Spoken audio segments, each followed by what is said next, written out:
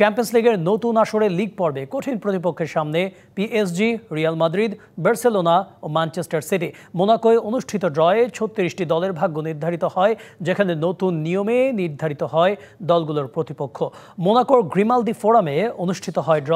সঞ্চালনায় ছিলেন বাংলাদেশি বংশোদ্ভূত ব্রিটিশ ক্রীড়া সাংবাদিক রেশমিন চৌধুরী ও পর্তুগিজ সাংবাদিক পেদ্রো পিন্তো। ড্রতে ভূমিকা রাখেন সাবেক সুইডিশ তারকা জ্লাতান ইব্রাহিমোভিচ এবং ব্রাজিলিয়ান কিংবদন্তি কাকা। ডিফেন্ডিং চ্যাম্পিয়ন পিএসজি পেয়েছে সবচেয়ে কঠিন প্রতিপক্ষ। এবারও তারা লড়বে স্প্যানিশ চ্যাম্পিয়ন বার্সেলোনার বিপক্ষে। এছাড়া লিগ পর্বে রিয়াল মাদ্রিদ ও ম্যানচেস্টার সিটি মুখোমুখি হবে। লিগ পর্ব চলবে ২০২৬ সালের ২৮ জানুয়ারি পর্যন্ত। এই ৩৬ দল থেকে পয়েন্ট তালিকার শীর্ষ ৮টি দল সরাসরি দ্বিতীয় রাউন্ডে উঠবে, আর নবম থেকে ২৪তম হওয়া 16টি দল প্লে অফ খেলবে।